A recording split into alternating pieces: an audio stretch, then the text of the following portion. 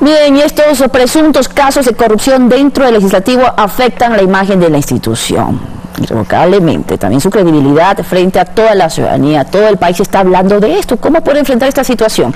Para entregar su criterio sobre este tema, vamos a dar la bienvenida a los estudios de Telediario a Marcelo Espinel, coordinador del Observatorio Legislativo. Bienvenido. Mario, sí, muy buenas noches. Un tema vergonzoso, porque hay que catalogarlo como lo que es. Realmente es el tema de conversación entre los ciudadanos. Parece que la corrupción nos inunda, pero el tema de esta situación, de estos pagos obligatorios de parte del sueldo de asesores que se tienen que dar a asambleístas, es nuevo, es de ahora. ¿Desde cuándo se habla de esto? Bueno, como bien usted menciona, este es un acto bochornoso, no hay ninguna otra manera para catalogarlo. Y es bochornoso incluso por el hecho de que la Asamblea Nacional representa a los 16 millones de ecuatorianos y por ende ellos son los primeros llamados a ser íntegros y probos en el ejercicio de sus cargos. La Asamblea Nacional ha dicho claramente que esto no refiere únicamente al actual periodo legislativo, que sino también se investigará el anterior periodo legislativo. ¿Los funcionarios serán investigados? Exactamente, eso ha mencionado la Asamblea Nacional, que dentro de este proceso de investigación se incluirá el anterior periodo legislativo, pero claro, esta práctica es un secreto a voces que es mantenida incluso antes de la constituyente de Montecristi. ¿Se debe decir nombres y apellidos, partidos políticos, movimientos a los que pertenecen estos asambleístas que han sido parte de esta práctica? No debe ser confundido el derecho a la honra y al buen nombre que tenemos los individuos con las debidas investigaciones y acusaciones que tienen que hacerse de supuestos casos de corrupción.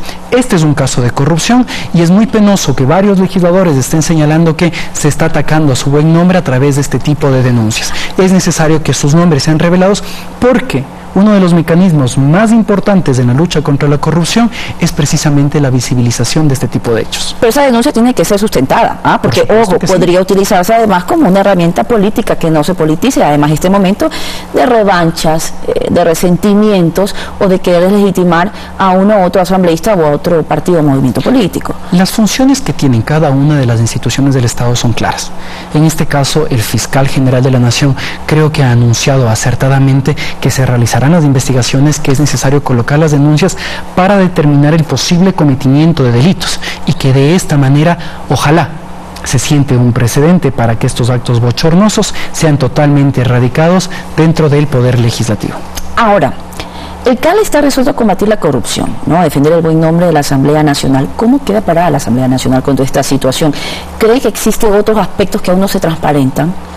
Por supuesto, yo creo que aquí hay que tomar la discusión dentro de dos aspectos. La semana pasada la Asamblea Nacional, a través del CAL, a través del Consejo de Administración Legislativa, aprobó una resolución que nosotros creemos es un saludo a la bandera. ¿En qué sentido? Únicamente se habla o se trata de alentar a que los funcionarios presenten sus denuncias y se dice que se les brindará protección.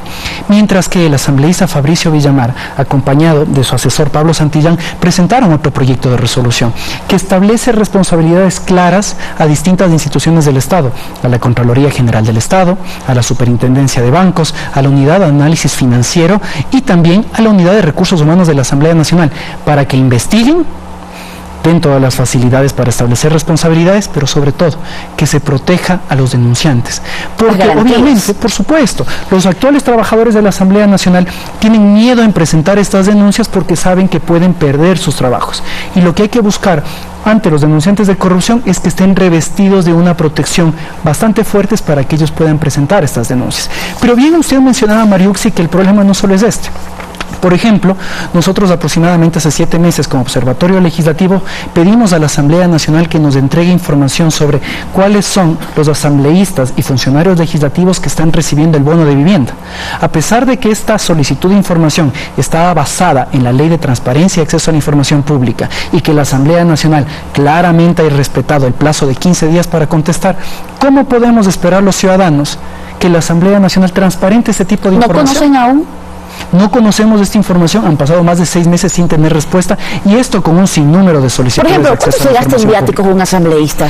Por ejemplo, nosotros sacamos un informe precisamente sobre el uso de viáticos de los asambleístas a nivel nacional, a nivel internacional, y el número es variado, no existe un promedio. ¿El problema cuál es? Es que los asambleístas que deben reportar este uso de viáticos entregan esta información a la Asamblea Nacional y la Asamblea Nacional, en el mejor de los casos, hace pública esta información hasta 2 meses después.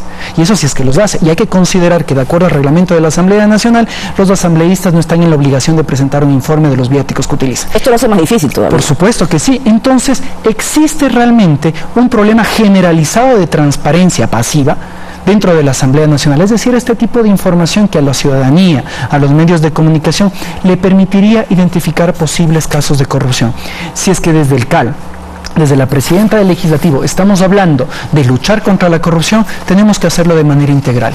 Debemos dejar de lado un posible espíritu de cuerpo que se pueda generar en el Legislativo y dedicarnos de manera decidida a luchar contra la corrupción. Y la primera y más importante herramienta es transparentar la información. Hace poco, de hecho, también se hablaba de que varios asambleístas tenían asesores que prácticamente nunca iban, otros que eran familiares muy cercanos.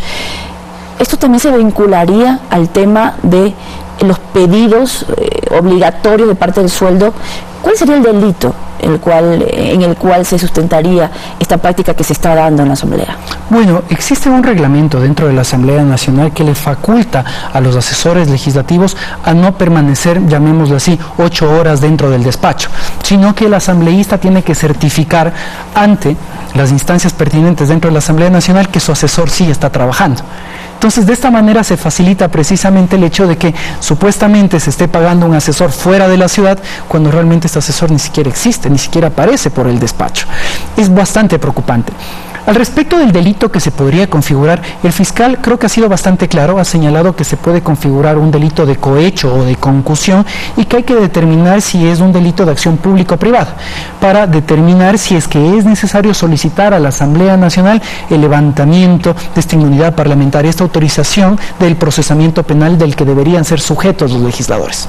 ¿Cuál es la consigna, el compromiso del Observatorio Legislativo en torno a este tema? Además, quisiera conocer si ustedes han conversado, han tenido un acercamiento. La presidenta de la Asamblea, Elizabeth Cabezas, debe estar preocupada por lo que está sucediendo en este momento, es defender el buen nombre legislativo. Bueno, nosotros desde el año 2011 hemos trabajado en la promoción de la transparencia dentro de la Asamblea Nacional.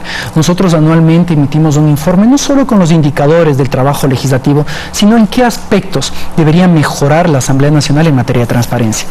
Tengo que hacer una confesión, Mariuxi. Lastimosamente hemos pedido en varias ocasiones audiencia ante la presidenta del Parlamento para precisamente acercarle este informe y decirle es necesario transparentar de mejor manera el aspecto del manejo financiero de la Asamblea Nacional, no de acuerdo a nuestro criterio, sino de acuerdo a estándares internacionales que existen.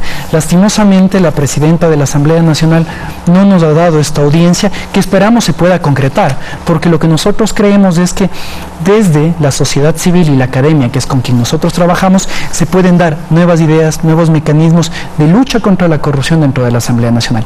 Nosotros creemos que la Asamblea Nacional es el poder más importante del Estado.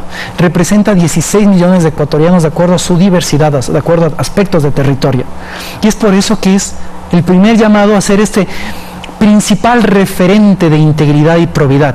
Pero sobre todo, si es que nosotros no permitimos que los ciudadanos se acerquen a la Asamblea Nacional, es muy difícil que la legitimidad, la popularidad, la aceptación del Parlamento aumente.